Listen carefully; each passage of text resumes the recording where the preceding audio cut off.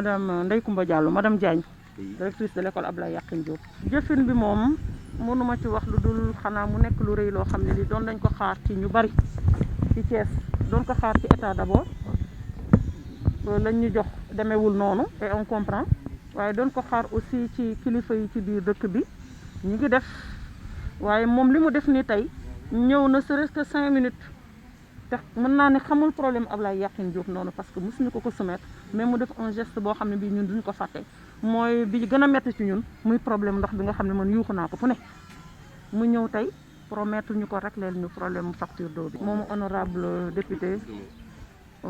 Abdou Mbow ñu koy gërëm di ko sant nag fa mënuñu laa wax ni ñu la koy gërëmee sax moom fa mu yegg ci suñu xol mënuñu leen ko wax parce que rëy na ci ñun facture 800 000 850 000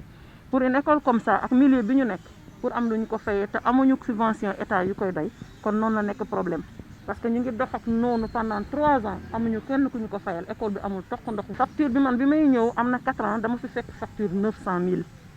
ci sama naatango bi ma jiitu woon xaw ma naka la nag nu mu demee woon noonu mais bi ma ñëwee ñu def ci jéego man ak comité de gestion dem ba ñu baal ñu facture bi ba ñu réabonné waat ba ñu indil ni benn facture 25 000 ñu fay ko après keneen ñëw ne moom loolu engagé wu ko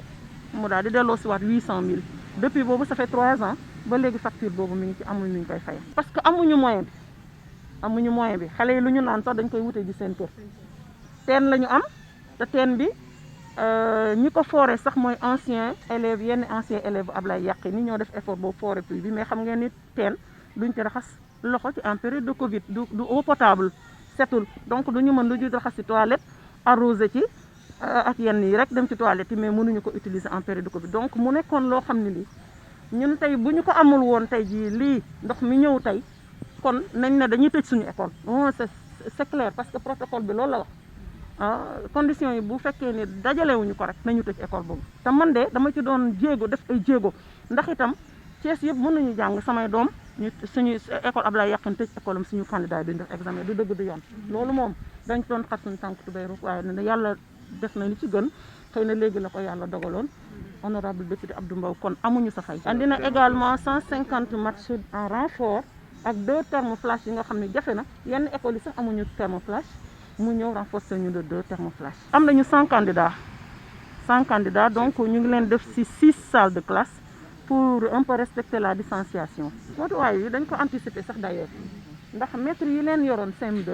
ñooñu tooguñu rek bàyyi leen ñoon ñu dem bien que milieu bi amuñu connexion fu ñu toll mais seen téléphone yaay yi lañ doon jël seen maître di wax ak ñoom di leen jox ay exercice écrit ñuy def ci kër ga ji delloo si waat exercice yi même au téléphone c'était difficile mais seen maître yi mosuñu leen a bàyyi donc ni ñuy war a ñëwee suba sax déjà maître CM2 yi wax nañ leen ko jiitu nañ ci ñoom avant ñuy ñëw fii pour ñu xam ni ñuy ñëwee sinon dinañ ñëwee nuñ ko xamul dinañ ñëw dajaloo ci def benn rassemblement ci buntu école bi te duñu xam donc toutes les mesures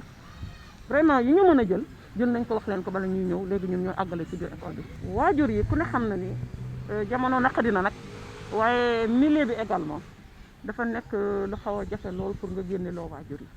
école yu bari à Thiès dañuy laajte inscription mu xaw a am une certaine somme bu dëgër bu mën a jàppale école mais fii mënuñu lool ñu woyofal ko def ko 2000 francs boo joxee 2000 francs benn yoon dootoo joxe ak lu ñu mënti def ci école bi dootuñu la laaj dërëm pour woyofalal leen ko rek la daw par ci par là ci partenaires yeeg yooyu pour ñu jàppale ñu mu doxal école donc ñu ngi def lu ñu mën parce que jamono moo naqadi ñu ngi def lu ñu mën ñu ngi ci dugal seen loxo école yi dañ ko dénk mairie yi fi ngeen nekk mairie la bokk bu Thiès Est waaw wax ngeen leen seen tawat wax yàgg nañ leen koo wax waaye comme dañu ne léegi ndox mi léegi maire yi fayatuñ ko ñun dañ doon góorgóorlu di fayal suñu bopp waaw donc dañ góorgóorlu di fayal suñu bopp mënuñu bàyyi noonu waaw mais je sais que ñoom aussi am nañu bëgg-bëgg bi xëy na aussi man yee ko matewul ñun noonu lañ koy gisee rek. Abdou Aziz Maron laa tudd. wax dëgg yàlla li may déparé mooy sant Abdou Mbow parce que nit ki tamit suñ la defalee dara da nga koy wax demoon nañ ci moom ñaari yoon remettre ko problème mu ndox mi waaye wax dëgg yàlla nii mu ñëwee tey sedd na suñu xol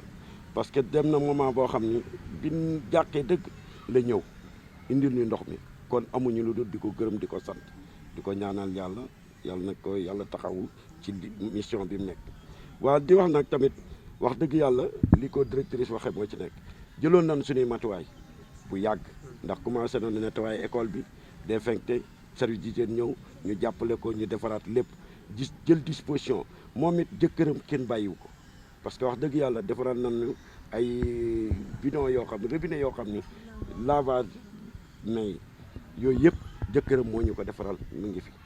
rek pour préparer ça ubbite école bi wax dëgg yàlla jël nañ suñu matuwaay yëpp moom matuwaay yëpp jël nañ ko xanaa kay yàlla def catastrophe am bugg ñaanuñu ko yàlla sax waaye ñaan naan yàlla daal suba bu nu ubbee xale yi dugg seen classe jàng normal wax dëgg yàlla ñoo ngi koy gërëm moom it en tant que directrice parce que man nii bi ma fi ñëwee moom moo ma tax ma impliqué wu ci école bi parce que jëfinam moo tax. parce que bu kenn seetaan ne kenn ku nekk jàpp bu ku nekk jàppee rek école bi mën na nekk parce que nii ñu def école bi boo gisee école bi ni mu rafetee ni mu setee parce que dañ cee volonté wu duñ bàyyi guddi moom day toog samedi du liggéey ñëw ci école bi ñu xool lan moo fi yàqu lan moo fa war a defar lan war a def su ko defee ñu def ko bu ñëpp melee ni moom wax dëgg yàlla école bi dana nekk école bu propre te wax dëgg yàlla génn na fi résultat yoo xam ne moo sedd suñu xol man de bi may ñëw résultat catastrophique moo fi nekkoon waaye nag bi mu dugg see yàlla dimbali nañu mu defal ñu résultat yi rafet sedd suñu xol ñoo tax ñu wëlbati ko jàppale ko kenn ku nekk fas rek di ko jàppale kon nag ñoo ngi gërëm ñëpp di leen sant yéen nit donc di am rek mbégte ñëw fii nga xamante ne nii mooy école Abdoulaye Yakhine ñëw di nuyu nag bu baax ki nga xam ne mooy directrice bi parce que jàmbaar la ndax moom ci boppam lu bokkul ak mooy état bi daf koy jël di ko def ci école bi di remercier monsieur Maron bi nga xam ne suñu nijaay la toogal fi président comité de gestion bi Diagne Kara di ko remercier moom aussi au passage di remercier le président du conseil communal de la jeunesse muy Leyti ak xale yi nga xam ne ñoo dëkk ci gox bi ak képp koo xam ne parent d'élève nga tout à l'heure maa ngi dégg ñuy wax parent d'élève luy seen taxawaay mais jafe-jafe yi àdduna la parce que aussi il faut ñu xam ne koo xam ne yóbbu na sa doom école bëggoon na mu nekk dans de bonnes conditions mais jafe-jafe àdduna aussi tax na souvent c'est difficile que les comités de gestion puissent venir ñuy jàppale ñi nga xamante ne mooy école yi moo tax nag ñun je pense que ndomba tànk yi ñu dox joxuñu ñu ko pour que ñuy toog suñu kër dañ ñu ko jox pour que bu jafe-jafe askan bi amee ñu mën a jóg dem taxaw leen ñun loolu moom mooy suñu taxawaay ca loolu ci la ñuy taxaw saa su ne parce que souvent aussi population yi dañu tàmm wax way politiciens yi balaa ñu leen gis rek élection jot ce qui est vrai souvent parce que gars yi moom des fois dañuy dem élection jot buñ la gañee woon nga dem toog ba élection di waaj ñëwaat weer nga daal di ñëwaat commencé di raasaatu à gauche à droite et je pense que loolu tamit nit ñi war nañ ci yeew les populations war nañ ci yeew parce que aussi sànq maa ngi wax sama benn ma ne ko man dafa am loo xamante ni il faut que nit ñi aussi ñu ciy wax dëgg di wax li nga xam ne moo fi am parce que su fekkee ne da ngay def politique bu taxawu jotee nit ñi taxaw la je pense que bu li nga xamante ni moom mooy wàllu jokkante la jotee mën ngeen a jokkalante parce que aussi bu fekkoon ne fal kese moo tax ñuy def li tey mën nañ ko bañ a def mais ñu loolu taxul ñu koy def dañ koy def parce que dañu am responsabilité tey gënuñu ndey gënuñu bàyyi ñi nga xam ne ñoo nekk ci dëkk bi te amuñu ay ndomba tànk donc bu yàlla defee tey ñu tànn ñu jox ñu ay ndomba tànk population yi bu ñu amee soxla da nga war a jóg ba taxaw ci lii moom mooy li nga xam ne moom mooy taxawaayu responsable bu nekk et je pense que ñun que ñu fal ñu que ñu bañ ñu fal que ñu wooteel que ñu bañ ñu wooteel lépp loo xam ne jàpp nañ ne askan wi soxla nañ ko ñu mën ci dara dinañ ci taxaw. Nous sommes venus aujourd'hui à Thiès accompagner déjà l'effort de l'État, l'effort des autorités académiques pour une bonne quand même reprise des cours au niveau de ces établissements. C'est dans ce cadre qu'on est venu ici à l'école Alilo, précisément à Diamaguène, avec une très grande fierté parce que c'est ici que j'ai fait mes premiers pas en tant qu'élève du CI au CM2. Et nous sommes aujourd'hui avec le directeur, mais aussi les membres du comité de gestion que je remercie et que je félicite. Parce que sans eux, sans leur combativité, aujourd'hui, l'école ne serait pas aujourd'hui ce qu'il est. Bien qu'encore, il y a des manquements, parce qu'aujourd'hui, vous avez vu même les gens de Sen'Eau, ils sont là pour voir exactement aussi le problème de l'eau, parce qu'ici à Diamaguène, on a un problème de pression au niveau de l'eau. Donc ils sont en train de voir pour voir exactement comment on va régler tout cela, même aussi le problème de l'électricité, parce qu'il y a l'électricité ici au niveau des établissements, mais le compteur a été vandalisé. Donc tout ça aussi, on en a échangé avec le directeur. Mais le plus important, c'est qu'on est venu avec un lot, parce que l'État a déjà donné quand même des masques, je pense 300. Et des jeunes du quartier aussi se sont mobilisés pour amener 80 masques. Et aujourd'hui, pour toujours accompagner cet effort-là, on a décidé de venir remettre au directeur un lot de 200 masques, mais aussi de 2 thermoflash, parce que je pense que l'État a donné un thermoflash, c'est ça. Donc on va aussi accompagner avec 2 thermoflash et un lot de 200 masques pour quand même aider quand même les autorités à une bonne reprise demain. Et je dis aussi au directeur qu'après, quand on arrivera au moment où de faire quand même les examens, on prie d'ici là pour que la pandémie puisse être derrière nous. Mais si ce n'est pas le cas aussi, on va continuer à accompagner pour que les examens se déroulent dans de bonnes conditions. Monsieur Guèye Baye Souleymane Guèye kaddu gi moo di vraiment ñi ngi remercier l'honorable député Abdou Mbow di ko xamal ni vraiment ñëw na pour jàppale nu si lutte bi fii la jàng woon xam naa ni àllarba bi la indi waaye aussi vraiment du tey rek la ko indi de si fête indépendance bi aussi bii passé y a 4 ans chaque année mooy solal suñu élèves ñu défilé d'ailleurs coupe bu mujj bi ñu ñëw ko jël mi ngi fii si bureau bi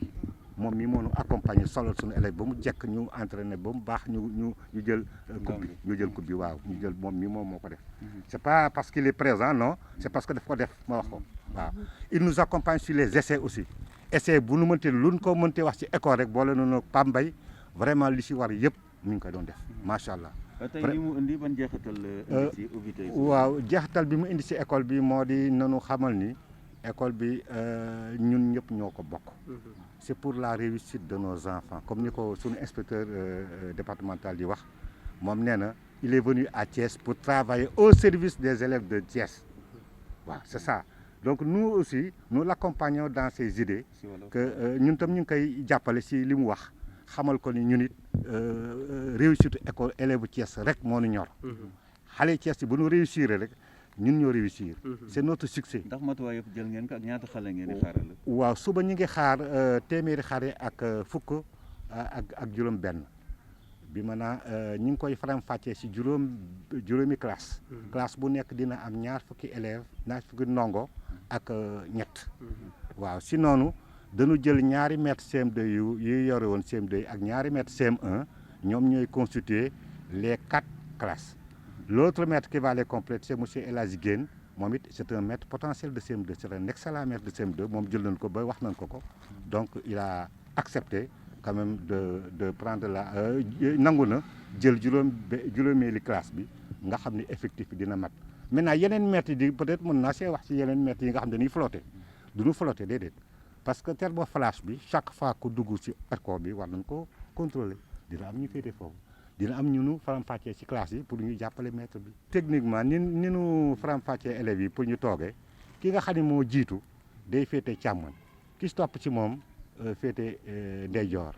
donc ñu ku nekk ak sa table. ku nekk ak sa table ku nekk yaay toog ak sa table bon bu ñu génnee récréation aussi dinañ am matuwaay yu nga xam ni ñu dina am ñeneen maître yu ñu bàyyi ci cours bi ñuy veiller ci distanciation bi pour respect pour santé bi yooyu yëpp. et maître yëpp da leen di utiliser pour le bien-être des élèves et pour le bien-être des élèves. ndox mi xaw wàññeeku fii mbaa du indi benn gàllankoor. waaw ndox mi déedéet ndox mi du indi gàllankoor parce que ñun ko prévoir woon moo di boo amee benn bu fekkee da nga xam zone bi guddi lay am pression bu am doole bëccëg lu ko am da ngay prévoir benn réservoir nga xam ni guddi gi bu fekkee ne ni ndox mi ñëw na bu baax mu remplir ko bu bëccëgee élèves yi mën see jëriñu bu jeexee sa ëllëg sa encore guddi gi mu rempliraat ko noonu mooy technique bi normalement mooy technique bu nga xam ni mooy tax chaque jour ñuy am ndox bis bu yàlla sax élèves yi ma am ndox. looy dénk waajur yi. waaw waajur aussi li ma leen di dénk moo di ñu ñeme xam ni ñun ñii ñëw jiitu leen ci école bi di leen jàngal ay waajur lañu ba pare ay waajur lañu seen papa lañu seen yaay lañu seen nijaay lañu ñun ñëpp ñoo bokk réew mi et que seen réussir seen ñu réussir rek moo nu ñor ñun bu ñu réussir rek ñun ñoo réussir waaw loolu laay ñaax parents waajur yi pour ñu ñeme xam ni xeli ni fii seen kër la beneen kër la et que seen waajur yi ñu bàyyi si kër ga ñoo fi nekkaat waaw ñu xam ni liñ leen di ñu respecter mesures barrières yi nga xam ni moom la état bi tëral rek pour ñu mën a am wér-gu-yaram yëpp suñu wér-gu-yaram moo tax ñu jël ay mesures waaw. li nga amoon moom laay wax rek mooy dañu ñëw tey fii ci Thiès pour accompagner li nga xam ne moom mooy effort yi nga xam ne président de la République ak gouvernement am déjà commencé nañ ko ci ouverture bi nga xam ne ay difficile ak ay difficulté moo ci am parce que nag jamono ji dafa doon jamono bu incertain jamono boo xam ne décision boo mënti jël dafa am incertitude bu muy am benn dose d'incertitude parce que li fi am mooy dañu nekk ci mbas moo xam ne li nga xam ne moom la ñuy xeex xamuñu tey jii lu koy faj xamuñu lu koy fànq xam nga loolu bu amee décision bi ngay jël il faut que mu am partie boo xamante ni dafay am loo xam ne maîtriser wu ko te booy jël décision boo xam ne am na loo xam ne maîtriser wu ko mënut a am une décision totalement normale donc loolu aussi moom mooy li am mais état bi li muy def mooy def tout pour que propagation bi mun a wàññeeku loolu moo tax tey ñoon ñu ñëw pour accompagner li nga xamante ne ni moom mooy autorité académique li ñuy def déjà parce que ci école yi CM yi ak lycée yi li nga xam ne moom la ñu war a def muy distribuer ay masques distribuer ay thermoflash état bi am na lu mu ci def maintenant nag ñun lépp mënuñu ko xaar ci état bi en tant que parlementaire en tant que fils de cette localité ñu ne dinañ ñëw aussi joxe li nga xamante ne moom mooy ay masques benn loo 3000 masques joxe li nga xamante ni moom mooy ay thermoflash pour ci école yi parce que am nañ loo 50 thermoflash ak li nga xamante ni moom mooy ay vivres yoo xam ne dina ànd ak moom pour 100 familles yoo xam ne am na 5 tonnes de riz ak sucre ànd ak diwlin ak li nga xamante ni moom mooy saabu pour jàppale ko li nga xamante ni aussi moom mooy famille yooyu donc lii mooy li nga xam ne ñun moom mooy suñu wareef te loolu jàpp naa ne dañ koy def pour accompagner président de la République parce que président de la République li nga xam ne moom la war a def ak gouvernement am ñu ngi ciy taxaw boobu ba tey te jàpp naa ne li ñu war a def tey muy képp koo xam ne autorité nga wala ngay un citoyen simple rek mooy accompagner parents d'élèves yi élèves yi enseignants yi parce que enseignants yi nag dañ leen war a delloo njukkal wax dëgg yàlla parce que nag metti na gis nañ conditions yi nga xam ne moom la ñu demee bien que du enseignant yëpp parce que il faut que nit ñi aussi di wax ne 3 millions élèves ñoo nekk Sénégal mais ouverture bi 500 000 la concerné donc loolu li muy wane mooy am na ay mesures yoo xamante ni état bi jël na ko pour que sécuriser li nga xam ne mooy élèves yi sécuriser enseignants yi te loolu jàpp naa ne dañ ciy gën a dalal seen xel te dinañu continuer di leen jàppale li nga xamante ni aussi mooy solo si mooy Abdoulaye Yakhine école la boo xam ne aussi depuis 3 ans dañu amoon problème ndox amuñu ndox amoon facture boo xam ne presque toll na ci lu jege million fayuñu ko parce que ba ñu couper courant bi te loolu ndox mi te yàpp naa ne jamono ji ñu nekk ñu ne dañuy tijji war di raxas loxo yi am cet loolu dafa ànd ak ndox loolu moo tax ñu def suñu intervention def suñu këm kàttan jël ko en charge ba Sen'Eau tey indi na li nga xamante ni mooy ndox bi te loolu dafa doon loo xamante ne ni population yi ñooñu ko laaj moo tax ñun suñu wareef moom mooy ñu def ko loolu moom mooy solo ndaje bi nga xamante ni moom la ñu woote tey boo gisee nag defuñu aussi ay cérémonie yu mag ak yooyu mooy jamono bi li mu laaj loolu rek la ñu defanteeg mooy sàmmonteeg distanciation sociale ak li nga xamante ni mooy wareefu autorité yi ñu def ko